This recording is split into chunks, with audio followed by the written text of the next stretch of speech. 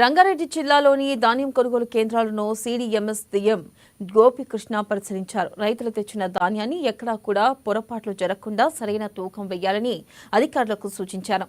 ధాన్యం కొనుగోలు కేంద్రాలకు వచ్చిన రైతులు వేచి ఉండేలా కాకుండా సక్రమంగా కొనుగోలు చేయాలని అన్నారు. నేటి నుండి కొనుగోలు ప్రక్రియ మొదలు కావడం జరిగిందని, ఇబ్రహీంపట్నం పరిధిలోని పీపీ కేంద్రాల్లో వేగవంతంగా ధాన్యం కొనుగోలు చేసే విధంగా అధికారులకు ఆదేశాలు అందించామని తెలిపారు. అన్నీ కూడా విత్ ఇన్ ద స్టాండర్డ్స్ ప్రకారం పర్చేజ్ చేయమని ఇన్స్ట్రక్షన్. ఇక్కడ వచ్చినటువంటి ఎవరైతే రైతులు ఉన్నారో ఎక్కువసేపు వెయిట్ చేసి సీరియల్ ప్రకారంగా తొందరగా ప్యాడీ పర్చేస్ స్పీడప్ చేసి దాన్ని మిల్స్ జరిగింది. అదే మాదిరిగా వీళ్ళు ఈరోజు స్టార్ట్ చేస్తారు. కింద షార్ట్ పీరియడ్లో మ్యాక్సిమం పర్చేసెస్ అన్ని కూడా పూర్తయ్యాయి. ఈ రోజే ప్యాడీ పర్చేస్ ఈ సెంటర్లో స్టార్ట్ అయ్యింది. మొత్తం జిల్లా వారీగా చూస్తే మనం ఒక 200 MTs వరకు నిన్న పర్చేస్ చేయడం జరిగింది. ఈ ఇబ్రహీంపట్నం ఏరియాలో ఈ రోజు స్టార్ట్ అవుతున్నాయి కాబట్టి ఇప్పుడే కొనుగోలు అనేవి వేగం ఉంచుతున్నాము. ఆల్మోస్ట్ ఇక్కడ ప్యాడీ తక్కువనే ఉంది, పెద్దగా ఇబ్బందికరం అయితే ఏం లేవు.